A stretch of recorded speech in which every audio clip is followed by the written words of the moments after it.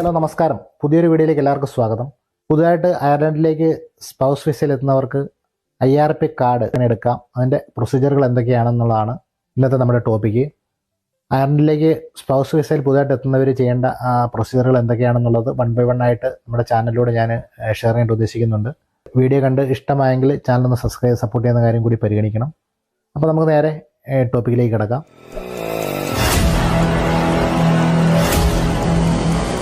ഇവിടെ ലീഗലായിട്ട് റിസൈഡ് ചെയ്യാനായിട്ടുള്ള ഒരു പെർമിറ്റ് കാർഡാണ് IRP കാർഡ്. IRP കാർഡ് എടുക്കാനായിട്ട് നമ്മൾ ആദ്യം ലോക്കൽ ഗാർഡ് സ്റ്റേഷനിൽ ഒരു അപ്പോയിൻമെൻറ്റ് എടുക്കുക എന്നുള്ളതാണ് ആദ്യമായിട്ട് ചെയ്യേണ്ടത്. മെയിൽ വഴിയോ അതല്ലെങ്കിൽ ഫോൺ വഴിയോ വിളിച്ച് ഡയറക്റ്റ് അപ്പോയിൻമെൻറ്റ് എടുക്കാവുന്നതാണ്. ഞാനിവിടെ ഡബിളിലാണുള്ളത്. ഡബിളിൽ ഫോൺ വിളിച്ചിട്ടാണ് അപ്പോയിൻമെൻറ്റ് എടുത്തത്. അപ്പോയിൻമെൻറ്റ് എടുക്കുന്ന സമയത്ത് നമ്മുടെ പാസ്പോർട്ട് നമ്മുടെ കയ്യിൽ കരുതണം. കാരണം പാസ്പോർട്ടിലെ ഡീറ്റെയിൽസ് അവർ ചോദിക്കുന്നുണ്ട്.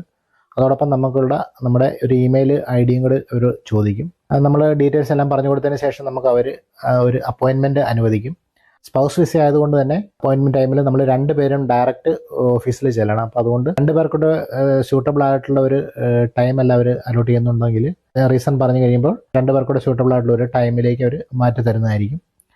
നമുക്ക് അപ്പോയിൻമെൻറ്റ് കിട്ടിക്കഴിഞ്ഞാൽ കൂട്ടാതെ തന്നെ നമ്മുടെ ഇമെയിലിലേക്ക് ഒരു കൺഫർമേഷൻ മെയിൽ വരുന്നുണ്ട്. ആ മെയിലിൽ നമ്മുടെ അപ്പോയിൻമെൻറ്റ് ഡേറ്റ്, ടൈം, ലൊക്കേഷന്, കൊണ്ടുപോകേണ്ട ഡോക്യുമെൻറ്റ്സിൻ്റെ ഡീറ്റെയിൽസ്, അങ്ങനത്തെ ഒരു കൺഫർമേഷൻ നമ്പറുണ്ട്. ഈ കൺഫർമേഷൻ നമ്പർ അപ്പോയിൻമെൻറ്റ് ടൈമിൽ അവിടെ ഓഫീസിൽ ഒരു കിയോസ്ക് മെഷീനുണ്ട്. ക്യൂ ടിക്കറ്റ് കിട്ടാനായിട്ട് ഈ കൺഫർമേഷൻ നമ്പർ അടിച്ചു കഴിയുമ്പോഴാണ് നമുക്ക് അവിടെ നിന്ന് ക്യൂ ടിക്കറ്റ് കിട്ടുന്നത്. അതോടൊപ്പം ഈ വന്നിരിക്കുന്ന മെയിലിൽ നമ്മുടെ ഡീറ്റെയിൽസ് ഫില്ല് ചെയ്യാനായിട്ടൊരു കോളമുണ്ട്. അപ്പോൾ അത് നമ്മൾ ഫില്ല് ചെയ്യണം. ഈ വന്നിരിക്കുന്ന മെയിലിൻ്റെ ഒരു കോപ്പി പോകുന്ന ടൈമിൽ എടുത്തുകൊണ്ട് പോകണം. അത് പോകുമ്പോഴത്തേക്കും കൊണ്ടുപോകേണ്ട ഡോക്യുമെൻറ്റ്സ് 2 പേരുടെയും പാസ്പോർട്ട് ഉണ്ടായിരിക്കണം, പിന്നെ സ്പോൺസറിൻ്റെ IRP കാർഡ് ഉണ്ടായിരിക്കണം, അവരുടെ ക്രിട്ടിക്കൽ സ്കിൽ വർക്ക് പെർമിറ്റ് ഉണ്ടായിരിക്കണം, മാരേജ് സർട്ടിഫിക്കറ്റ്. സ്പൗസ് വിസയിൽ വരുന്ന ആൾക്ക് ഇവിടെ ഒരു പ്രൈവറ്റ് ഇൻഷുറൻസ് എടുത്തിരിക്കണം. പ്രൈവറ്റ് ഇൻഷുറൻസ് എടുക്കാനായിട്ട് ഇവിടെ ധാരാളം കമ്പനികളുണ്ട്. നമ്മൾ നെറ്റിൽ സെർച്ച് ചെയ്ത് കഴിഞ്ഞാൽ ധാരാളം കമ്പനികൾ കാണാം.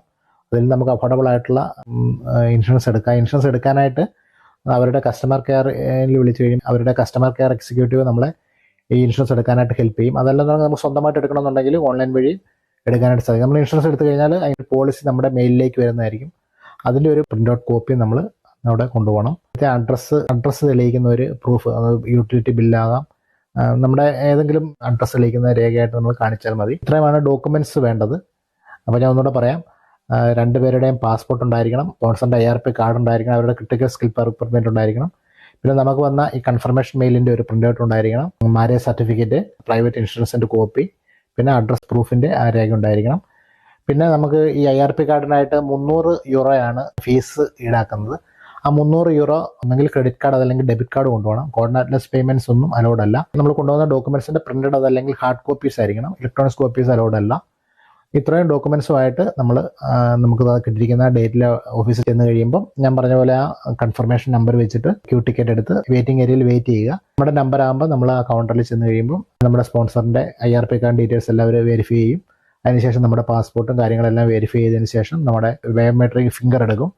തുടർന്ന് നമ്മുടെ സിഗ്നേച്ചറും എടുത്തതിന് ശേഷം 300 യൂറോ ഫീസ് അവർ 300 രൂപ കട്ട് ചെയ്ത് കഴിയുമ്പോൾ അതിൻ്റെ പ്രൊസീജിയർ കഴിഞ്ഞു. പിന്നെ 10 ദിവസത്തിനുള്ളിൽ നമ്മൾ കൊടുത്ത അഡ്രസ്സിൽ ഈ കാർഡ് നമ്മുടെ വീട്ടിൽ വരുന്നതായിരിക്കും.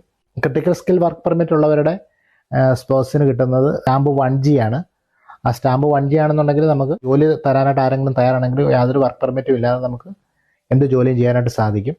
ബിസിനസ് പാടില്ല, അതുപോലെ സെൽഫ് എംപ്ലോയ്മെൻറ്റ് പാടില്ല, അങ്ങനെയുള്ള വ്യവസ്ഥകളേ ഉള്ളൂ.